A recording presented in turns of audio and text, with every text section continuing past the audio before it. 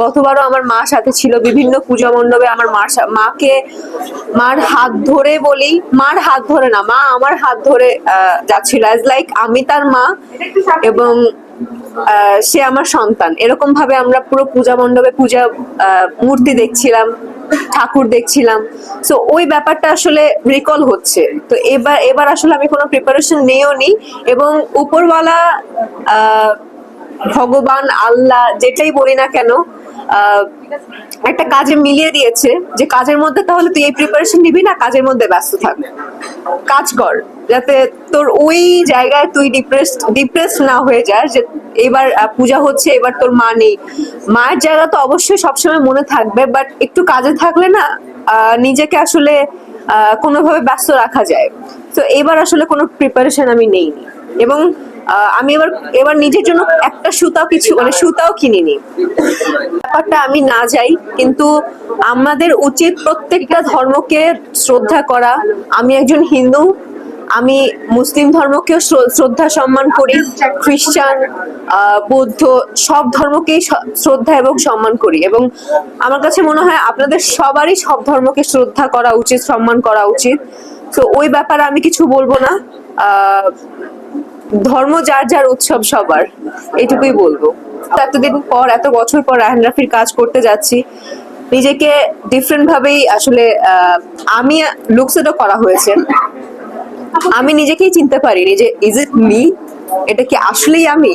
কারণ এই লুকটা আসলে আমি কখনোই আমি রিয়েল লাইফেও নিজেও দেইনি, এবং কোনো প্রোগ্রাম কিংবা কোনো সিনেমা কোনো কিছুতেই আসলে দেওয়া হয়নি।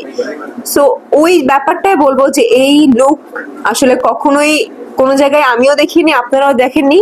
ব্ল্যাক মানিতে আপনারা দেখবেন, এবং রায়হান রাফির প্রজেক্ট বলে করছি কিনা এটা যদি জিজ্ঞেস করেন, এটা তো একটা আছেই, রায়হান রাফি একটা মানে ব্র্যান্ড হয়ে গেছে। তো রায়হান রাফির ব্যাপারটা তো আছেই, যে না রায়হান রাফির কাজ বলেই করছি। আরেকটা কথা হচ্ছে গল্প। এখনকার যুগে আসলে গল্পটাকে অনেক বেশি ফোকাস করতে হয়। সে যত বড়ই ডিরেক্টর হোক না কেন, গল্প যদি ভালো না হয় সেটা আসলে করাটা উচিত হবে না, কিংবা কেউই করবে না যারা যারা আসলে ভালো কাজ করতে চায়। তো আমার কাছে ওই ব্যাপারটা আসলে একদম নিঃসন্দেহে আমি কাজটা চোখ বন্ধ করে করেছি, কারণ রায়হান রাফি মানে ভালো কাজ। আমি প্রতিবাদ আসলে আমার চোখে আসলে ওরকম ভাবে পড়েনি, বাট আমি সবসময় সত্যের পক্ষে থাকি, ভালোর পক্ষে থাকি।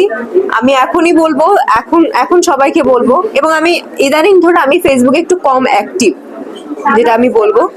আর ফেসবুকে প্রতিবাদ করা মানেই যে অনেক বড় কিছু, কিংবা আমার প্রতিবাদের কারণে যে সবকিছু বন্ধ হয়ে যাবে, তা কিন্তু না। বাট আমি মন থেকে চাই যে প্রত্যেকের জায়গা থেকে ভালোটাকে সাপোর্ট করুক, কোনো খারাপ কিছুকে আসলে সাপোর্ট না করাটাই উচিত আমার কাছে মনে হয়। আর আমি সবসময় সত্যের পক্ষে আছি, থাকবো, সারা জীবনই থাকবো। একজন শিল্পী তার তার মানে অভিনয়ের দিকেই ফোকাস করা উচিত।